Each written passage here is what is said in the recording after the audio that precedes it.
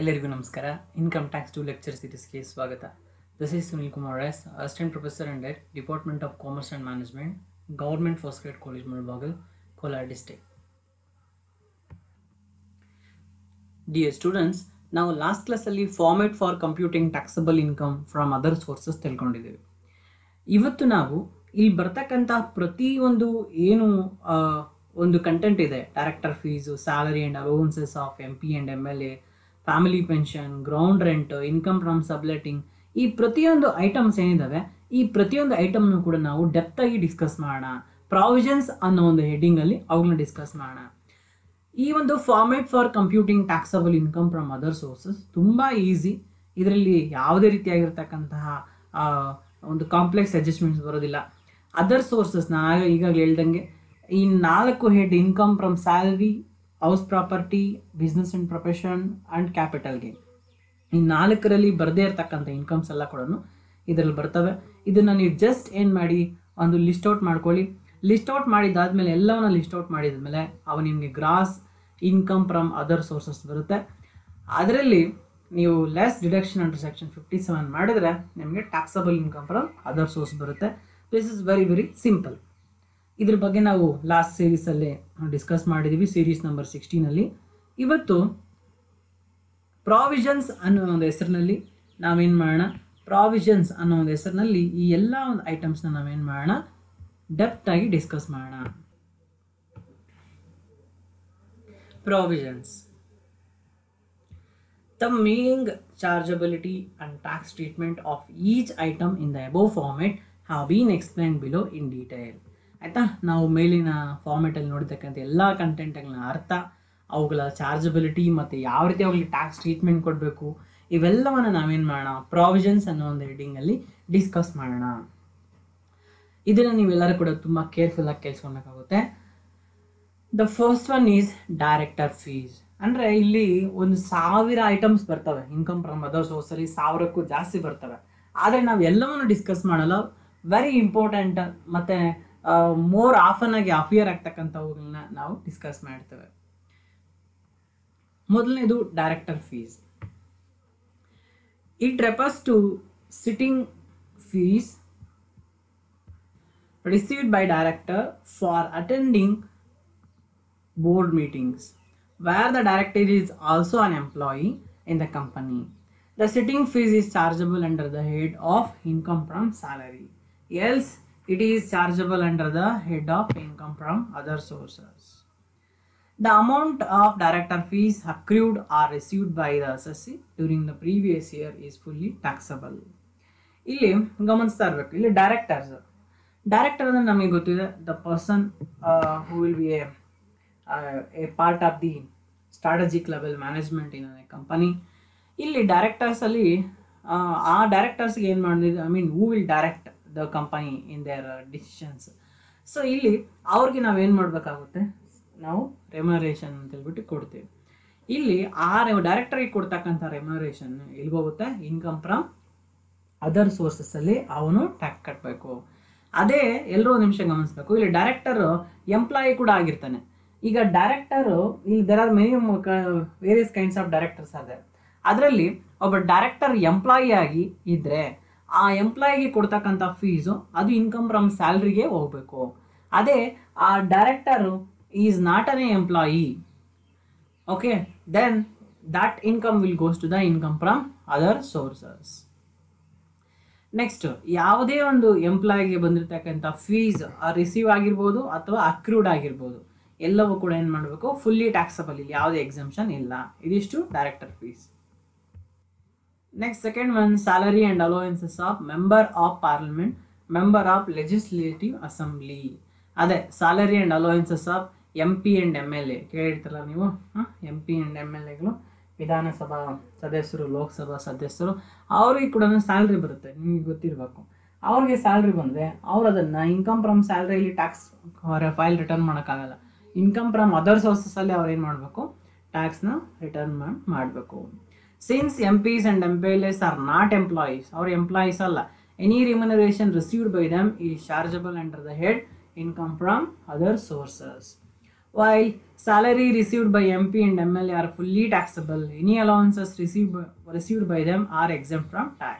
ನೋಡಿ ಇಲ್ಲಿ the salary received by MP and MLA fully taxable under the head income from other sources. ಇವರು employees ಅಲ್ಲ, ಹಂಗಾಗಿ ಇದು ಸ್ಯಾಲರಿಗೆ ಹೋಗಲ್ಲ, ಅದರ್ ಸೋರ್ಸಸ್ ಅಲ್ಲೇ ಬರುತ್ತೆ. ಆದರೆ allowances they will get N allowances ಆಯಿತಾ. ಸೊ ಕಾರ್ ಅಲೋಯನ್ಸಸ್ಸು, ಟೆಲಿಫೋನ್ ಅಲೋಯನ್ಸಸ್ ಆ ಥರ ಅಲೋಯನ್ಸಸ್ ಬರ್ತವೆ ಅವ್ರಿಗೆ.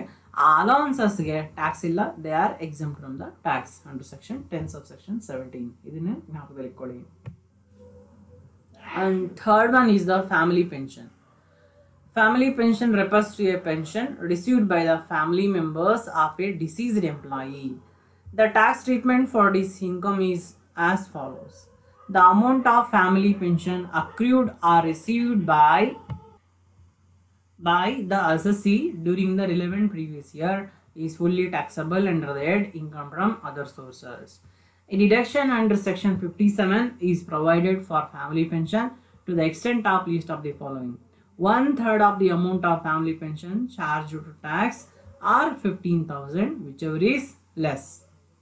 ಇಲ್ಲಿ ಫ್ಯಾಮಿಲಿ ಪೆನ್ಷನ್ ಅಂದರೆ ಯಾರೋ ಒಬ್ಬ ವ್ಯಕ್ತಿ ಇರ್ತಾನೆ ಆಯಿತಾ, ಅವನು ತೀರ್ಕೊಂಡ್ಬಿಡ್ತಾನೆ, ಅವನು ಸತ್ತೋಗ್ತಾನೆ, ಆಗ ಅವನ ಮೇಲೆ ಇನ್ಶೂರೆನ್ಸ್ ಇರುತ್ತಲ್ಲ ಅದು ಅವ್ರ ಫ್ಯಾಮ್ಲಿಗೆ ಬರುತ್ತೆ, ಆಗ ಅದು ಟ್ಯಾಕ್ಸಬಲ್ಲ ಅಂತ. ಹೌದು, ಅದು ಕಂಪ್ಲೀಟ್ಲಿ ಟ್ಯಾಕ್ಸಬಲ್ಲು. ಆದರೆ ಒನ್ಸ್ ಟ್ಯಾಕ್ಸ್ ಕಟ್ಟಿದ್ದಾದಮೇಲೆ ಅಂಡರ್ ಸೆಕ್ಷನ್ 57 ಡಿಡಕ್ಷನ್ಸ್ ಕೊಡುವಾಗ ನಿಮಗೆ ಡಿಡಕ್ಷನ್ ಸಿಗುತ್ತೆ.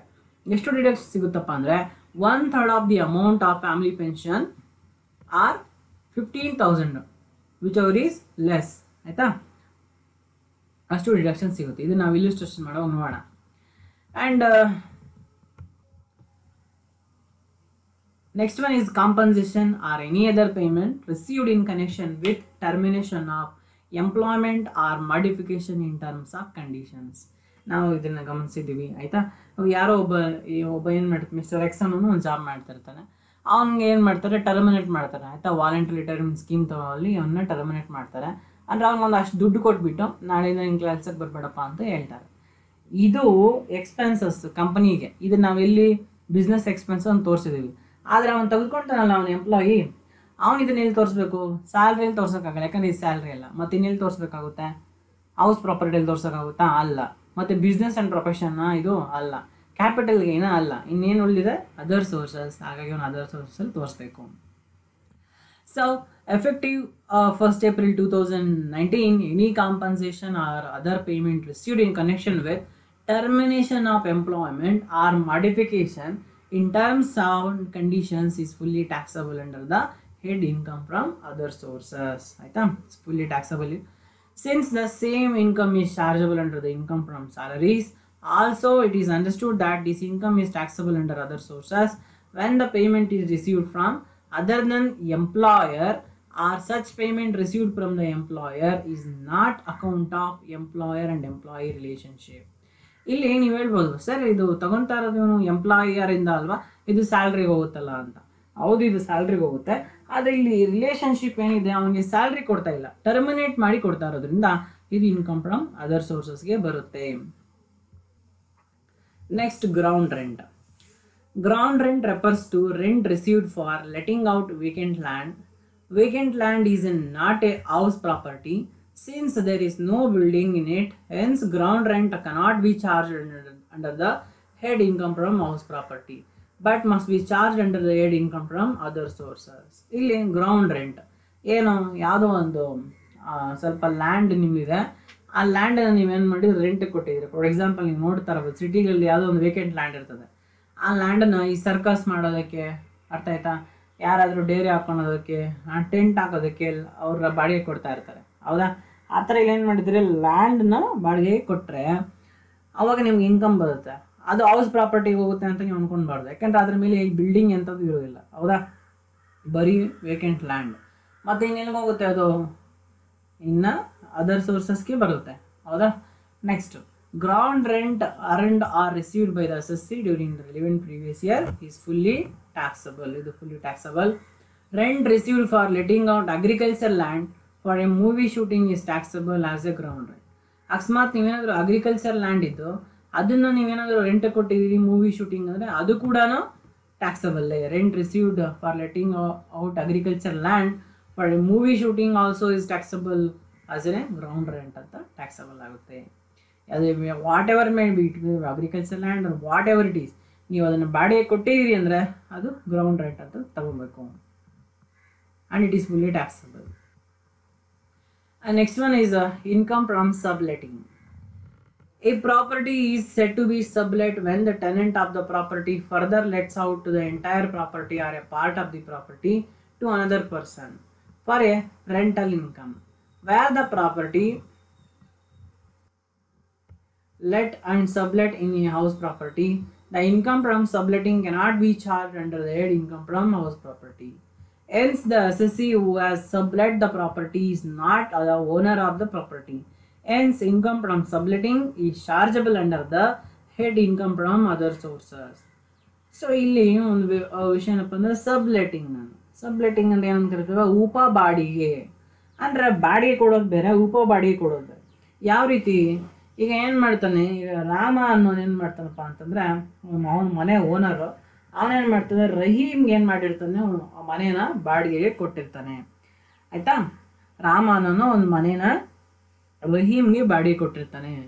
ಇಲ್ಲಿ ರಾಮ ಏನು ಮಾಡಿದ್ದಾನೆ, ರೆಂಟ್ ಕೊಟ್ಟಿದ್ದಾನೆ. ರಾಮನ್ಗೆ ರೆಂಟ್ ಕೊಡ್ತಾ ಇದ್ದಾನೆ ರಹೀಮ್, ಅದು ಇನ್ಕಮ್ ಆಗುತ್ತೆ ರಾಮನ್ಗೆ. ಅವನು ಅದನ್ನ ಏನು ಮಾಡ್ತಾನೆ, ಇನ್ಕಮ್ ಫ್ರಮ್ ಹೌಸ್ ಪ್ರಾಪರ್ಟಿ ಅಂತ ತೋರಿಸ್ಕೊತಾ ಇದ್ದಾನೆ. ಆದರೆ ಇಲ್ಲಿ ರಹೀಮ್ ಬಾಡಿಗೆ ಇರ್ತಕ್ಕಂಥ ಮನೇಲಿ 2 ರೂಮ್ ಇದ್ದಾವೆ. ರಹೀಮ್ ಏನು ಮಾಡ್ತಾ ಇದ್ದಾನಪ್ಪ ಅಂದರೆ, ಒಂದು ರೂಮಲ್ಲಿ ಅವನಿದ್ಕೊಂಡು ಇನ್ನೊಂದು ರೂಮ್ನ ಇವನು ಬಾಡಿಗೆ ಕೊಡ್ತಾ ಇದ್ದಾನೆ.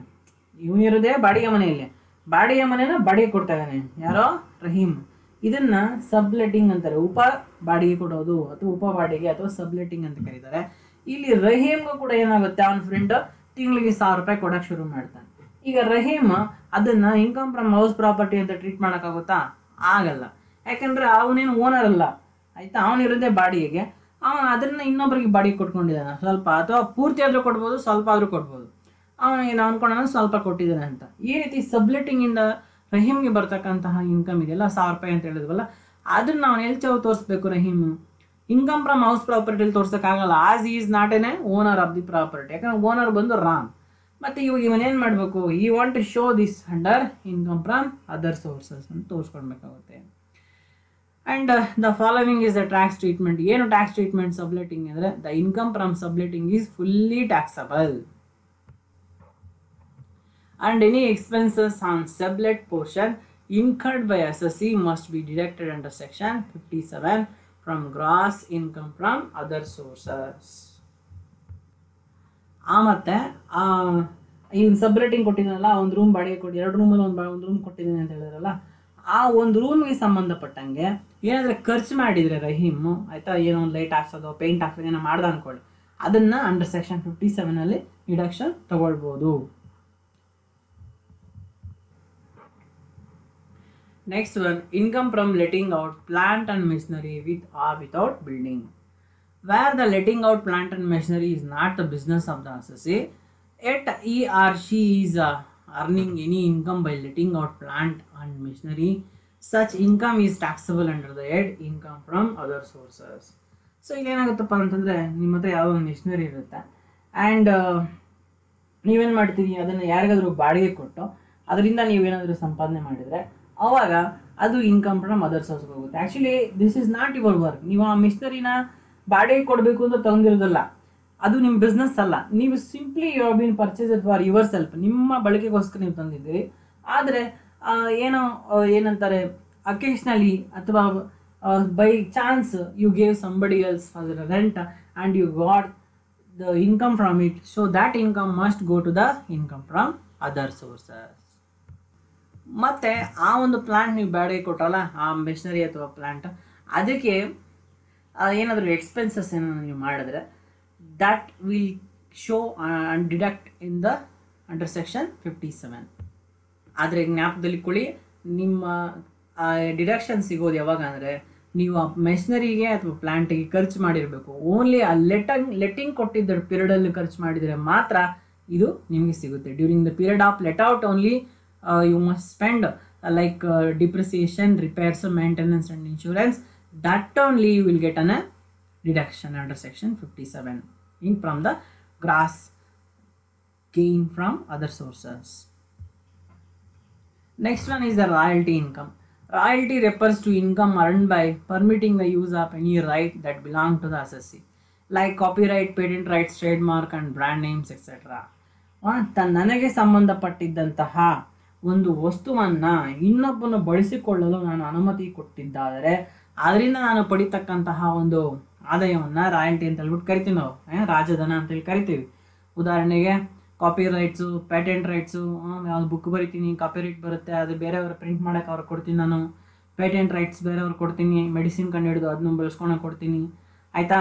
ಯಾವುದೋ ಒಂದು ಬೆಟ್ಟ ಅಥವಾ ಬಂಡೆ ಇದೆ, ಅದರಲ್ಲಿ ಕಲ್ಲು ತೆಗೆಯೋದಕ್ಕೆ ಬೇರೆಯವ್ರಿಗೆ ಅನುಮತಿ ಕೊಡ್ತೀನಿ. ಟ್ರೇಡ್ ಮಾರ್ಕ್ಸು, ಬ್ರ್ಯಾಂಡ್ ನೇಮ್ಸು, ಇವೆಲ್ಲ ಕೂಡ royalty income examples. The royalty income earned by the assessee is fully taxable under the income from other sources.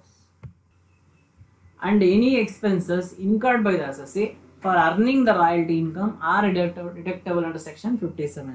ಅದೇ ಈ ರಾಯಲ್ಟಿನ ಅರ್ನ್ ಮಾಡೋಕ್ಕೆ ಸುಮ್ಮನೆ ಬರುತ್ತಾ? ಬರಲ್ಲ. ಆ ಬುಕ್ ಬರೆಯೋಕ್ಕೆ ಸ್ವಲ್ಪ ಖರ್ಚು ಮಾಡಿರ್ತೀನಿ, ಮೆಡಿಸಿನ್ ಕಂಡೋಕ್ಕೆ ಖರ್ಚು ಮಾಡಿರ್ತೀನಿ, ಆ ಒಂದು ಏನು ಹೇಳಿದೆ ಈಗ ತಾನೇ, ಆ ಒಂದು ಬಂಡೆ ಅಥವಾ ರಾಕ್ ಅದನ್ನು ಪರ್ಚೇಸ್ ಮಾಡೋಕ್ಕೆ ಖರ್ಚು ಮಾಡಿರ್ತೀನಿ. ಅದೆಲ್ಲ ಕೂಡ ಖರ್ಚನ್ನು ನೀವೇನು ಮಾಡಬೇಕು, ಅಂಡರ್ ಸೆಕ್ಷನ್ 57 ನೀವು ಕಳಿಬೇಕು, ಆಯಿತಾ. ಟೋಟಲ್ ಗ್ರಾಸ್ ಅದರ್ ಇನ್ಕಮಿಂದ ಅಂಡರ್ ಸೆಕ್ಷನ್ 57 ಕಳೆದು then only you will get an taxable income from other sources. Next one is interest on compensation or enhanced compensation.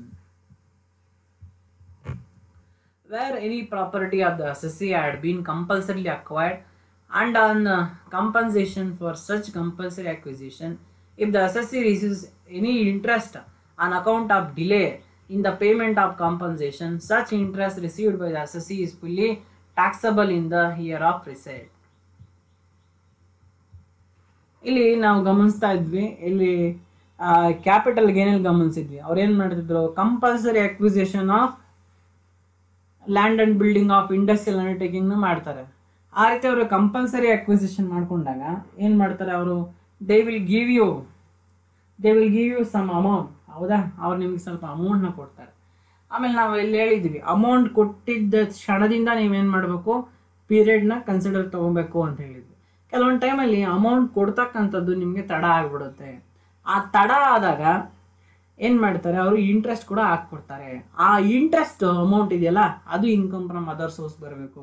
ಎಲ್ಲರೂ ಇಲ್ಲಿ ಗಮನಿಸಿ, ಕಂಪಲ್ಸರಿ ಅಕ್ವಿಸಿಷನ್ ಮಾಡಿ ಅವನೇನಾದರೂ ನಿಮಗೆ ಸ್ವಲ್ಪ ಕನ್ಸಿಡರೇಷನ್ ಕೊಟ್ಟಾಗ that consideration will goes to the capital gain. ಆದರೆ ತಡ ಆಯಿತು ಅಂತೇಳಿ for the delay he would give what interest amount ಸೇರಿಸ್ಕೊಟ್ರೆ ಆ ಇಂಟ್ರೆಸ್ಟ್ ಅಮೌಂಟ್ ಮಾತ್ರ ಇನ್ಕಮ್ ಫ್ರಮ್ ಅದರ್ ಸೋರ್ಸ್ ಬರುತ್ತೆ. ಮತ್ತು ಯಾವ ವರ್ಷದಲ್ಲಿ ನಿಮ್ಗೆ ಅವ್ರು ಇಂಟ್ರೆಸ್ಟ್ ಕೊಡ್ತಾರೆ ಆ ವರ್ಷ ನೀವು ಅದನ್ನು ದಟ್ ಈಸ್ ಫುಲ್ಲಿ ಟ್ಯಾಕ್ಸಬಲ್ ಮಾಡಿ. Further, if there is any enhancement on compensation later, such that is fully taxable. However, deductions can be claimed under section 57 towards such interest income to extent up to 50% of interest received. ಆದರೆ ನಿಮಗೆ interest ಬರುತ್ತಲ್ಲ, ಅದನ್ನು fully tax ಮಾಡಿಬಿಟ್ಟು ಆಮೇಲೆ ನೀವು ಅದರಲ್ಲಿ 50% ನೀವೇನು ಮಾಡ್ಬೋದು, ಎಕ್ಸಾಮ್ಷನ್ ಅಂತೇಳಿ ನೀವು ಲೆಸ್ ಮಾಡ್ಬೋದು under section 57. Next one is perpetual of advance money received towards transfer of capital asset. Where the assessee had an agreement to transfer capital asset and had received advance towards the same, but perpetuated on account of negotiation did not result in transfer of such capital asset, the amount so perpetuated represent income from the income of the assessee. The amount of advance money perpetuated on after 1st April 2014 must completely taxable under the head income from other sources. Any advance money towards transfer of capital asset before 1st April 2014 must be adjusted while computing taxable capital gain under the head of capital gain. So ಇಲ್ಲಿ ನಾನು ನಿಮ್ಗೆ ವಿಷಯ ಏನು ಹೇಳೋದಪ್ಪ ಅಂತಂದರೆ, ನೀವೇನು ಮಾಡಿರ್ತೀರಿ, ನಿಮ್ಮ ಹತ್ರ ಯಾವುದೋ ಒಂದು ಕ್ಯಾಪಿಟಲ್ ಅಸೆಟ್ ಇರ್ತದೆ. ಆ ಕ್ಯಾಪಿಟಲ್ ಅಸೆಟ್ ಏನು ಇರುತ್ತೆ, ಯಾವುದೋ ಒಂದು ಮೆಷಿನರಿ ಇರುತ್ತೆ, ನೀವೇನು ಮಾಡಿರ್ತೀರಿ ಅದನ್ನು ಯಾರಿಗೋ ಒಬ್ರಿಗೆ ಟ್ರಾನ್ಸ್ಫರ್ ಮಾಡ್ತೀನಿ ಅಂತ ಹೇಳಿರ್ತೀರಿ. ಅವರು ಕೂಡ ಆಯಿತು ಮಾಡಿ ಅಂತೇಳಿ ನಿಮಗೆ ಅದು 10 ಲಕ್ಷ ರೂಪಾಯಿ ಬೆಲೆ ಒಳಂಗಿರ ಅವ್ನು 1 ಲಕ್ಷ ಅಡ್ವಾನ್ಸ್ ಕೊಟ್ಟಿರ್ತಾನೆ. ಆಮೇಲೆ ಏನು ಮಾಡ್ತಾನೆ, ಸ್ವಲ್ಪ ದಿನ ಆದಮೇಲೆ ಅವ್ನಿಗೆ ಇಷ್ಟ ಇಲ್ಲ ಪರ್ಚೇಸ್ ಮಾಡೋಕ್ಕೆ, ಅವ್ನು ಹೇಳ್ತಾನೆ ನಾವು ಕ್ಯಾನ್ಸಲ್ ಮಾಡಿ ಕಾಂಟ್ರಾಕ್ಟು, ನಾವು ತೆಗೆದುಕೊಳ್ಳೋಕ್ಕಾಗಲ್ಲ ಅಂತ. ಆಗ ನಿಮಗೆ ಕೊಟ್ಟಿದ್ದಂತಹ 1 ಲಕ್ಷ ರೂಪಾಯಿ ಅಡ್ವಾನ್ಸ್ ಏನಿರುತ್ತೆ ಅದು ನೀವು ವಾಪಸ್ ಕೊಡೋ ಅವಶ್ಯಕತೆ ಇಲ್ಲ, ನೀವೇ ಅದನ್ನು ಮುಟ್ಟುಗೋಲು ಹಾಕ್ಕೊಳ್ತೀರಾ. 1 ಲಕ್ಷ ರೂಪಾಯಿ ನಿಮ್ಗೆ ಏನಾಯಿತು, ಪರ್ಫೆಕ್ಟ್ ಆಯಿತು ಅಂದರೆ ನೀವು ಮುಟ್ಟುಗೋಲು ಹಾಕೊಂಡ್ರಿ, ಅದು ನಿಮಗೆ ಇನ್ಕಮ್. ಆ ರೀತಿ ನೀವೇನಾದರೂ ಆಫ್ಟರ್ 1st April 2014 ಮಾಡಿದರೆ ಅದು ನಿಮಗೆ ಇನ್ಕಮ್ ಫ್ರಮ್ ಅದರ್ ಸೋರ್ಸ್ ಅಂತ ಟ್ರೀಟ್ ಮಾಡಬೇಕು. ಅಥವಾ 1st April 2014 ಮೊದಲೇನ ಈ ಥರ ಟ್ರಾನ್ಸಾಕ್ಷನ್ ಬಂದರೆ ಅದು ಕ್ಯಾಪಿಟಲ್ ಗೇನ್ಗೆ ಹೋಗಬೇಕಾಗುತ್ತೆ. ಯಾಕಂದರೆ ಮೊದಲು ಇದು up to the 1st April 2014 ಈ ಥರ ಪರ್ಫೆಕ್ಟ್ ಮಾಡಿಕೊಂಡ್ರೆ ಮುಟ್ಟುಗೋಲು ಹಾಕ್ಕೊಂಡಿದ್ದಂತಹ ಅಡ್ವಾನ್ಸ್ ಅಮೌಂಟು ಕ್ಯಾಪಿಟಲ್ ಗೇನ್ ಅಂತಲೇ ಟ್ರೀಟ್ ಮಾಡ್ತಾ ಇದ್ವಿ. ಆಯಿತಾ, 1st April 2014 ಈ ಥರ ಮುಟ್ಟುಗೋಲು ಹಾಕೊಳ್ಳೋ ಅಮೌಂಟ್ನ ಅದರ್ ಸೋರ್ಸ್ ಅಂತಲೇ ಟ್ರೀಟ್ ಮಾಡ್ತಾ ಇದ್ದೀವಿ. ಹಾಗಾಗಿ ನೀವು ನೋಡ್ಕೊಳ್ಬೇಕು. 1st April 2000 ಮೊದಲಾದರೆ ಕ್ಯಾಪಿಟಲ್ ಗೇನ್ಗೆ ಹೋಗುತ್ತೆ. ಆಯಿತಾ, ಅದನ್ನು ನೀವು ಅಲ್ಲಿ ಟ್ರೀಟ್ಮೆಂಟ್ ಕೊಡಿ, ಇಲ್ಲಿ ಇಗ್ನೋರ್ ಮಾಡಿ. ಇಲ್ಲ 1st April 2014 ಆದಮೇಲೆ ಇದೆ, 2nd April 2014 ಇದೆ ಅಂತಂದರೆ, ಅಥವಾ 1st April 2014 ಇದೆ, ಅದಕ್ಕಿಂತ ಮೊದಲಲ್ಲ ಇದಿರೋದು ಅಂತಂದರೆ ನೀವು ಅದನ್ನು ಅದರ್ ಸೋರ್ಸ್ ಅಂತ ಹೇಳ್ಬಿಟ್ಟು ಟ್ರೀಟ್ಮೆಂಟ್ ಕೊಡಬೇಕು. Next one is the casual income. It is very important one. ಇದನ್ನು ಸ್ವಲ್ಪ ಹೆಚ್ಚು ಗಮನ ಇಟ್ಟು ಕೇಳಿ. ವೈ? ಬಿಕಾಸ್ ನಾವು ಆಲ್ರೆಡಿ ನೋಡಿದ್ದೀವಿ, ದಿಸ್ ಈಸ್ ಕ್ಯಾಪಿಟಲ್ ಗೇನಲ್ಲಿ ಲಾಸ್ಟ್ ಇಲಿಸ್ಟ್ರೇಷನ್ ನೋಡಿದ್ದೀವಿ. ಕ್ಯಾಶುವಲ್ ಇನ್ಕಮ್ಗೆ ಸಪ್ರೇಟ್ ರೇಟ್ ಆಫ್ ಡಿಡಕ್ಷನ್ ಇದೆ. ಅದೆಷ್ಟಿದೆ ಅಂದರೆ 30% ಇದೆ. ಅದನ್ನು ನಾನು ಆಲ್ರೆಡಿ ನಿಮಗೆ ಕ್ಯಾಪಿಟಲ್ ಗೇನಲ್ಲಿ ಲಾಸ್ಟ್ ಇಲಿಸ್ಟ್ರೇಷನಲ್ಲಿ ಹೇಳಿದ್ದೀನಿ. Casual income refers to income in the nature of windfall. It refers to income which is unexpected and unpredictable in nature. It includes income from lottery winnings, crossword puzzle winnings, race winning, gambling, betting and the like. So ಇಲ್ಲಿ casual income ಅಂತಂದರೆ ನಾವೇನು ಹೇಳ್ಬೋದು, it is not A regular in nature and unexpected. ಆಯಿತಾ, ಇದು ನಿಮಗೆ ಊಹೆ ಮಾಡದೆ, ಆಯಿತಾ, ನಾವು ಊಹೆ ಮಾಡದೇ ಇದ್ದಕ್ಕಂತಹ ಒಂದು ಆ ರೀತಿಯಲ್ಲಿ ಬರ್ತದೆ. ಇದು ಅನ್ಎಕ್ಸ್ಪೆಕ್ಟೆಡ್ ನೇಚರ್. ಆಯಿತಾ, ಅನಿರೀಕ್ಷಿತವಾಗಿ ಊಹೆ ಮಾಡದೆ, ಆಯಿತಾ, ಸರಿಸಾಮಾನ್ಯವಾಗಿ ಬರ್ತಕ್ಕಂತಹ ಒಂದು ಇನ್ಕಮ್, ಇದನ್ನು ನಾವು ಕ್ಯಾಶುವಲ್ ಇನ್ಕಮ್ ಅಂತ ಹೇಳ್ಬಿಟ್ಟು ಕರಿತೇವೆ. ಉದಾಹರಣೆಗೆ ಲಾಟ್ರಿ ವಿನ್ನಿಂಗ್ ಆಗಿರ್ಬೋದು, ಕ್ರಾಸ್ವರ್ಡ್ ಪಜಲ್ಸು, ರೇಸ್, ಕುದುರೆ ರೇಸ್ ಆಗಿರ್ಬೋದು, ಜೂಜ್ ಆಗಿರ್ಬೋದು, ಬೆಟ್ಟಿಂಗ್ಸು, ಈ ಥರ ಎನಿ ಕ್ಯಾಶುವಲ್ ಇನ್ಕಮ್, ಈ ಥರ ಯಾವುದೇ ಸರ್ವೇ ಸಾಮಾನ್ಯವಾಗಿರ್ತಕ್ಕಂಥ incomes earn by the assessee during the relevant previous year, it is fully taxable. ಇದು ಇನ್ಕಮ್ ನಿಮ್ಗೆ ಯಾವುದೇ ರೀತಿ ಬಂದಿರ್ಬೋದು, ಕ್ಯಾಶುವಲ್ ಆಗಿದ್ರೂ ಕೂಡ, ಸರ್ವೇ ಸಾಮಾನ್ಯವಾಗಿದ್ರೂ ಕೂಡ ಇದು ನಿಮಗೆ 100% ಟ್ಯಾಕ್ಸಬಲ್ ಇರುತ್ತೆ. No deduction is available for any expenses incurred towards earning casual income under section 57 or any other section under this act. ಆಯಿತಾ, ನಾನು ಏನೋ ಒಂದು ಖರ್ಚು ಮಾಡಿದ್ದೀರಿ ನೀವು ಈ ಕ್ಯಾಶುವಲ್ ಇನ್ಕಮ್ ಅರ್ನ್ ಮಾಡೋಕ್ಕೆ ಅಂದರೆ ಅದರ ಮೇಲೆ ನಿಮಗೆ ಯಾವುದೇ ರೀತಿ ಡಿಡಕ್ಷನ್ಸ್ ಇಲ್ಲ. ಇದಕ್ಕೆ ಮೊದಲು ನಾನು ಹೇಳ್ತಾ ಇದ್ದೆ, ಆಯಿತಾ, ನೀವು ಸಬ್ಲೆಟಿಂಗ್ ಮಾಡಿದ್ದೀರಿ, ನಿಮ್ಗೆ ಇನ್ಕಮ್ ಬಂತು, ಆ ಸಬ್ಲೆಟಿಂಗ್ಗೆ ಖರ್ಚು ಮಾಡಿದ್ದೀರಿ ಅಂತಂದರೆ you will get deduction. But ಇಲ್ಲಿ ಕ್ಯಾಶುವಲ್ ಇನ್ಕಮಿಂದ ನಿಮಗೆ ಕ್ಯಾಶುವಲ್ ಇನ್ಕಮ್ ಬರುತ್ತೆ. ಸೊ ಇದು ಅನ್ಎಕ್ಸ್ಪೆಕ್ಟೆಡ್ ಆ್ಯಂಡ್ ಅನ್ಪ್ರಿಡಿಕ್ಟಬಲ್. ಆಯಿತಾ, ಊಹೆ ಮಾಡಿರದ ಅನಿರೀಕ್ಷಿತವಾಗಿ ಬರ್ತಕ್ಕಂಥ ಸಾಮಾನ್ಯವಾದ ಆದಾಯ ಇದು. ಆಯಿತಾ, ಇದನ್ನು ಕ್ಯಾಶುವಲ್ ಇನ್ಕಮ್ ಅಂತ ಹೇಳ್ಬಿಟ್ಟು ಕರಿತೇವೆ. ಉದಾಹರಣೆಗೆ lottery, crossword puzzle, race, gambling, betting etcetera. ಇಲ್ಲಿ ನಾನು ಏನೋ ಖರ್ಚು ಮಾಡಿದ್ದೆ ಅಂತ ಹೇಳ್ಬಿಟ್ಟು ಆ ಖರ್ಚುಗಳನ್ನು ಈ ಕ್ಯಾಶುವಲ್ ಇನ್ಕಮಲ್ಲಿ ನಾವು ತೆಗೆದುಕೊಳ್ಳೋಕೆ ಆಗೋದಿಲ್ಲ. ಕೆಲವು ಎಕ್ಸೆಪ್ಷನ್ ಕೇಸಸ್ ಇದೆ, ಅದನ್ನು ನಿಮಗೆ ಹೇಳ್ತೀನಿ. ಈಗ ಎಕ್ಸಾಂಪಲ್, ಲಾಟ್ರಿಲಿ 1 ಕೋಟಿ ರೂಪಾಯಿ ಬಂದಿರುತ್ತೆ. ನಾವು ಈ ಲಾಟ್ರಿನ ನಾನು ಕೊಂಡ್ಕೊಳ್ಳೋಕ್ಕೆ ನನಗೆ 10 ಲಕ್ಷ ರೂಪಾಯಿ ಕೊಟ್ಟು 1 ಲಕ್ಷ ರೂಪಾಯಿ ಲಾಟ್ರಿ ಇದು, ಹಂಗಾಗಿ ನಾನು 1 ಕೋಟಿ ರೂಪಾಯಿಲಿ 1 ಲಕ್ಷನ ಕಳೀತೀನಿ. ಯಾಕಂದರೆ ದ ಎಕ್ಸ್ಪೆನ್ಸಸ್ ಇನ್ಕರ್ಡ್ 1 lakh ಅಂತ ನೀವು ಅದನ್ನು ಕಳಿಯೋ ರೀತಿ ಇಲ್ಲ. Next, casual income received by the assessee could either be a gross or net. Gross casual income refers to the amount of casual income earned. Net casual income refers to the casual income received by the assessee after deducting tax at source. ನಿಮ್ಗೆಲ್ಲರಿಗೂ ಒಂದು ವಿಚಾರ ಗೊತ್ತಿರುತ್ತೆ, ಏನಪ್ಪ ಅಂತಂದರೆ, ನೀವು ಲಾಟ್ರಿಲಿ 1 ಕೋಟಿ ರೂಪಾಯಿ ಗೆದ್ಕೊಂಡ್ರೆ ನಿಮ್ಗೆ 1 ಕೋಟಿ ರೂಪಾಯಿ ನಿಮ್ಮ ಕೈಗೆ ಕೊಡಲ್ಲ. ನಿಮ್ಮ ಕೈಗೆ ಅವ್ರು ಕೊಡ್ತಕ್ಕಂಥದ್ದು 70 ಲಕ್ಷ ಮಾತ್ರ. ಯಾಕಂದರೆ 30% ಟ್ಯಾಕ್ಸ್, ಆಯಿತಾ, TDS tax deducted at source. ಅವ್ರು ನಿಮಗೆ TDS ಮಾಡಿನೇ ನಿಮಗೆ ಕೊಡೋದು. ಲಾಟ್ರಿಯಲ್ಲೂ ಅಷ್ಟೇ, ಗ್ಯಾಮ್ಲಿಂಗಲ್ಲೂ ಅಷ್ಟೇ, ಆರ್ಸ್ ರೇಸಲ್ಲೂ ಅಷ್ಟೇ, ಕ್ರಾಸ್ವರ್ಡ್ ಪಜಲ್ಲೂ ಅಷ್ಟೇ, ಎಲ್ಲರೂ ಅಷ್ಟೇ. ಇವನು ಕೌನ್ ಬನ್ನಿ ಕರೋಡ್ಪತಿ, ಕನ್ನಡದ ಕೋಟ್ಯಾಧೀಶ್ವರ, ಇದು ಕೂಡ ಅಷ್ಟೇ. ಆಯಿತಾ, ಅಲ್ಲಿ ನೀವು 1 ಕೋಟಿ ರೂಪಾಯಿ ಗೆದ್ದಿದ್ರೆ ಅಂದರೆ ನಿಮ್ಗೆ 1 ಕೋಟಿ ಕೊಡಲ್ಲ, TDS ಮಾಡಿ ನಿಮ್ಗೆ 70 ಲಕ್ಷನೇ ಅವರು ಕೊಡ್ತಕ್ಕಂಥದ್ದು. ಹಾಗಾಗಿ ಇದನ್ನ 2 ಥರ ಇದೆ, ಒಂದು ಗ್ರಾಸ್ ಅಂಡ್ ನೆಟ್. ಗ್ರಾಸ್ ಅಂತಂದರೆ ಅದ್ರ ಇನ್ನೂ TDS ಆಗಿಲ್ಲ ಅಂತ, 1 ಕೋಟಿ ರೂಪಾಯಿಲಿ 1 ಕೋಟಿ ರೂಪಾಯಿ. ನೆಟ್ ಅಂತಂದರೆ ಆಲ್ರೆಡಿ ಅದ್ರ TDS ಆಗಿದೆ ಅಂದರೆ 70 ಲಕ್ಷ. ಈ ಥರ ಇರುತ್ತೆ. 30% is a tax for casual income. ಇದು ಸ್ಪೆಷಲ್ ಕ್ಯಾಟಗರಿ ಆಯ್ತಾ. Next, where income from horse race winning exceeds 5,000 and any other casual income exceeds 10,000, the payer is under obligation to deduct tax rate of 30%. ನೋಡಿ, where the income from horse race is winning exceeds 5,000, hours ರೇಸಲ್ಲಿ ಏನಾದರೂ ನೀವು 5,000ಕ್ಕಿಂತ ಜಾಸ್ತಿ ಏನಾದರೂ ನೀವು ಗಳಿಸಿದ್ರೆ ಆಯಿತಾ, hours ರೇಸಲ್ಲಿ ಗಳಿಸಿದ್ರೆ ನೀವು ಟ್ಯಾಕ್ಸ್ ಕಟ್ಟಬೇಕು, ಇಲ್ಲಾಂದರೆ ಎಕ್ಸಮ್ಷನ್ ನಿಮಗೆ ಆಯಿತಾ. ಐ ಮೀನ್ 5,000 ಅಥವಾ ಅದಕ್ಕಿಂತ ಕಡಿಮೆ ಇದ್ರೆ you don't want to pay tax. And any other casual income exceeds 10,000, horse race ಬಿಟ್ಟು ಬೇರೆ ಯಾವುದೇ ಆಗಲಿ 10,000ಕ್ಕಿಂತ ಜಾಸ್ತಿ ಇದ್ರೆ ಮಾತ್ರ TDS 30% ಆಗುತ್ತೆ, ಇಲ್ಲಾಂದ್ರೆ ಅದು ಕೂಡ exemption.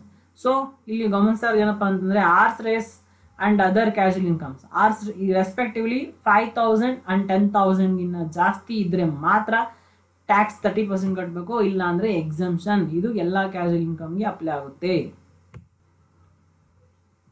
When the assessee is receiving casual income after deduction of tax at source, the net casual income so received must be grossed up for tax purpose. ಇಲ್ಲಿ ಒಂದು ವಿಚಾರ ಹೇಳ್ಬೇಕು, ಏನಪ್ಪ ಅಂದರೆ, ನಿಮ್ಗೆ ಅವ್ರು ಏನು ಮಾಡ್ತಾರೆ, ಟ್ಯಾಕ್ಸ್ ಕೊಟ್ಬೇಕು. ಐ ಮೀನ್ 1 ಕೋಟಿ ರೂಪಾಯಿ ನೀವು ಬಿದ್ದಿರ್ತೀರಾ, ನಿಮಗೆ ಅದರಲ್ಲಿ 30 ಲಕ್ಷ ಹಿಡ್ಕೊಂಡು 70 ಲಕ್ಷ ನಿಮ್ಮ ಕೈಗೆ ಕೊಟ್ಟಿರ್ತಾರೆ, ಅದು ನೆಟ್ ಕ್ಯಾಶುವಲ್ ಇನ್ಕಮ್. ಆದರೆ ನೀವು ಮತ್ತೆ ಫೈಲ್ಸ್ನ ರಿಟರ್ನ್ ಮಾಡುವಾಗ ಆಯಿತಾ, ಐ ಮೀನ್ ಟ್ಯಾಕ್ಸ್ ಫೈಲ್ನ ರಿಟರ್ನ್ ಮಾಡುವಾಗ ಆ 70 ಲಕ್ಷನ ಗ್ರಾಸ್ ಅಪ್ ಮಾಡಿ ಮತ್ತೆ 1 ಕೋಟಿ ಮಾಡಬೇಕು, ಯಾಕಂದರೆ ಟ್ಯಾಕ್ಸ್ ಕ್ಯಾಲ್ಕುಲೇಷನ್ ಪರ್ಪಸ್ಗೋಸ್ಕರ. ಆಮೇಲೆ ನೀವು ನನ್ನ ಕೇಳ್ಬೋದು, ಏನು ಸರ್ ನಾವು ಮತ್ತೆ ಟ್ಯಾಕ್ಸ್ ಕಟ್ಬೇಕು ಹಂಗಿದ್ರೆ ಅದ್ರ ಮೇಲೆ ಅಂತ. ಇಲ್ಲ, ನೀವು ಸುಮ್ಮನೆ ತೋರಿಸ್ಬೇಕಷ್ಟೇ. ಆಮೇಲೆ ಲಾಸ್ಟಲ್ಲಿ ಬರುತ್ತಲ್ಲ ಫಾರ್ಮೇಟಲ್ಲಿ ಆಯಿತಾ, ಲೆಸ್ ಅಡ್ವಾನ್ಸ್ ಟ್ಯಾಕ್ಸ್ ಅಂದರೆ ಇದಕ್ಕಿಂತ ಮೊದಲೇ ನನ್ನ ಕಟ್ಟಿದ್ರೆ ಲೆಸ್ ಮಾಡಿ ಅಂತ ಫಾರ್ಮೇಟಲ್ಲಿ ನೋಡೋದಲ್ಲ, ಅವಾಗ ನಾವು ಮತ್ತೆ ಲೆಸ್ ಮಾಡ್ಕೊಬೋದು, ತೊಂದರೆ ಏನಿಲ್ಲ. Only for income tax purpose ನಾವೇನು ಮಾಡಬೇಕು, ನೆಟ್ ಇನ್ಕಮ್ನ ಮತ್ತೆ ಗ್ರಾಸ್ ಅಪ್ ಮಾಡಿ ಫುಲ್ ತೋರಿಸ್ಬೇಕು. The formula for grossing up net casual income is as follows: net casual income into 100/70. So gross up net casual income na gross up ಮಾಡಬೇಕಂದ್ರೆ the formula is 100/70. ಯಾಕಂದರೆ ಇಲ್ಲಿ 30% tax deduct ಮಾಡಿರ್ತಾನೆ, ಹಾಗಾಗಿ ಇದನ್ನು ನೀವು ಮತ್ತೆ ಗ್ರಾಸ್ ಅಪ್ ಮಾಡಬೇಕಂದ್ರೆ 100/70. Wear ever it is, ಎಲ್ಲ ಕಡೆನೂ ಅಷ್ಟೇ ಗ್ರಾಸ್ ಅಪ್ ಮಾಡಬೇಕಂದ್ರೆ ಇದೇ ಫಾರ್ಮುಲಾ. ಬಟ್ ಇಲ್ಲಿ 100/70 ಅಂತೇನಿಲ್ಲ, 30% ಡಿಡಕ್ಟ್ ಆಗಿದೆ, ಹಂಗಾಗಿ 70 ಹಾಕೊಂಡಿದೆ. ಅದೇ 10% ಡಿಡಕ್ಟ್ ಆಗಿದ್ರು 90 ಹಾಕೊಬೇಕಾಗಿತ್ತು ಅಷ್ಟೇ, ಇದು ಗ್ರಾಸ್ ಅಪ್ ಮಾಡೋದಕ್ಕೆ. ಅದೇ ನೀವು ನೆಟ್ ಮಾಡಬೇಕು, ನೆಟ್ ಅಪ್ ಮಾಡಬೇಕು ಅಂತಂದರೆ ರಿವರ್ಸ್ ಹಾಕೊಳ್ಳಿ ಆಯಿತಾ. ಬಟ್ ಇಲ್ಲಿ ಅವಶ್ಯಕತೆ ಇರೋದು ಬರೀ ಗ್ರಾಸ್ ಅಪ್ ಮಾಡೋದು ಮಾತ್ರ. Next one is dividends. So dividends refers to share of profit distributed by company or any other entity like cooperative societies to the shareholders or members. ಇದನ್ನು ನಾವೆಲ್ಲರೂ ಕೂಡ ಗಮನಿಸಿದ್ದೇವೆ. ಒಂದು ಕಂಪನಿಯಲ್ಲಿ ಲಾಭ ಬರುತ್ತೆ, ಆ ಲಾಭ ಏನು ಮಾಡ್ತಾರೆ, ಡಿಸ್ಟ್ರಿಬ್ಯೂಟ್ ಮಾಡಿ ಎಲ್ಲರಿಗೂ ಕೂಡ, ಐ ಮೀನ್ ಎಲ್ಲ ಶೇರ್ ಹೋಲ್ಡರ್ಸ್ಗೆ ಹಂಚ್ತಾರೆ ಆಯಿತಾ. ಅದನ್ನೇ ನಾವು ಡಿವಿಡೆಂಡ್ ಅಂತ ಕರಿತೀವಿ. Dividend is A part of profit ಆಯಿತಾ. ಲಾಭದಲ್ಲಿ ಒಂದು ಅಂಶನೇ ಲಾಭ ಅಂಶ, ಅದನ್ನೇ ಡಿವಿಡೆಂಡ್ ಅಂತ ಕರಿತೀವಿ, ಹೌದಾ. ಸೊ ಇಲ್ಲಿ ಡಿವಿಡೆಂಡ್ ಬಂದರೆ ನಿಮಗೆ this dividend also income only ಆಯಿತಾ. ಯಾರೋ ಇನ್ವೆಸ್ಟ್ಮೆಂಟ್ ಮಾಡಿರ್ತಾರೆ ಒಂದು ಕಂಪ್ನಿಯಲ್ಲಿ, ಶೇರ್ಸ್ ಇನ್ವೆಸ್ಟ್ಮೆಂಟ್ ಮಾಡಿರ್ತಾರೆ, ಅವ್ನಿಗೆ ಡಿವಿಡೆಂಡ್ ಬರುತ್ತೆ. ಅವ್ನು ಅದನ್ನ ಎಲ್ಲಿ ತೋರ್ಸೋಕ್ಕಾಗುತ್ತೆ, ಸ್ಯಾಲ್ರಿಯಲ್ಲಿ ತೋರ್ಸೋಕ್ಕಾಗೋದಿಲ್ಲ ಆಯಿತಾ. ಇನ್ವೆಸ್ಟ್ಮೆಂಟ್ ಡಿವಿಡೆಂಡ್ ಫ್ರಮ್ ಇನ್ವೆಸ್ಟ್ಮೆಂಟ್ ಎಲ್ಲಿ ತೋರ್ಸೋಕ್ಕಾಗುತ್ತೆ, ಸ್ಯಾಲ್ರಿಯಲ್ಲಿ ತೋರ್ಸೋಕ್ಕಾಗುತ್ತಾ, ಆಗಲ್ಲ. ಹೌಸ್ ಪ್ರಾಪರ್ಟಿಲಿ ಆಗುತ್ತಾ, ಆಗಲ್ಲ.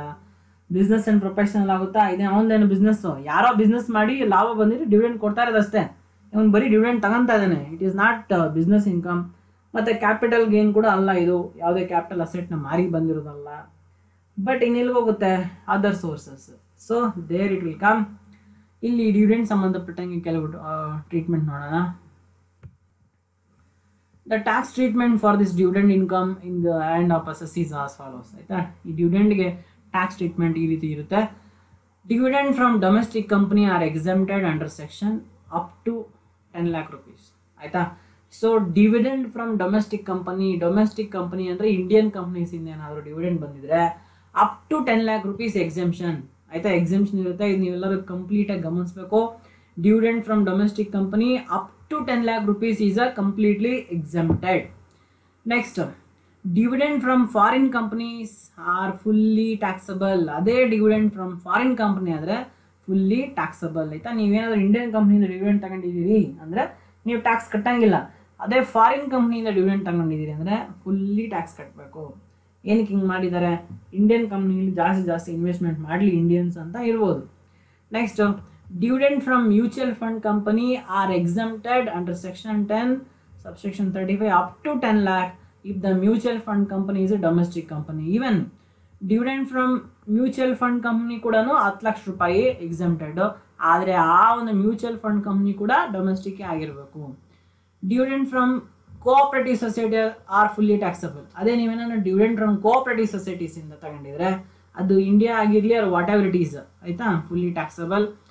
And dividend under section 2 subsection 22 are fully taxable. ಅವು ಯಾವ ಅಂತ ನಾವೀಗ ನೋಡೋಣ. Next one is interest on securities.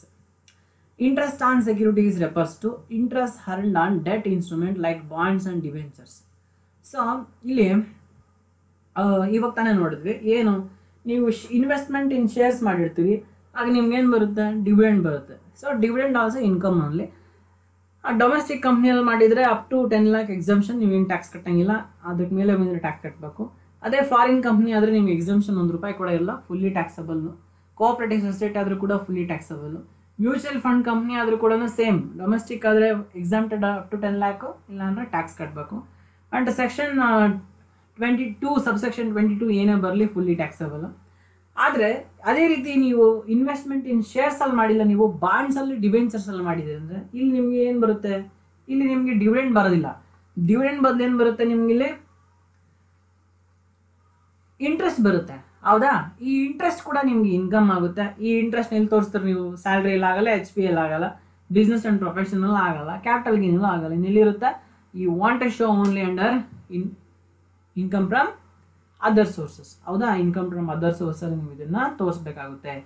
This interest on securities refers to interest earned on debt instrument like bonds and debentures want to show under income from other sources. ಈ interest on securities ಈ ಒಂದು ಇದರಲ್ಲಿ there are various types ಬರುತ್ತೆ, ಮತ್ತು ಅದರ treatment ಕೂಡ ಬೇರೆ ಬೇರೆ ಇರುತ್ತೆ. ಇದನ್ನು ನಾವು ನೆಕ್ಸ್ಟ್ ಸೀರೀಸಲ್ಲಿ ಡೀಟೇಲ್ ಆಗಿ ಡಿಸ್ಕಸ್ ಮಾಡೋಣ. ಓಕೆ,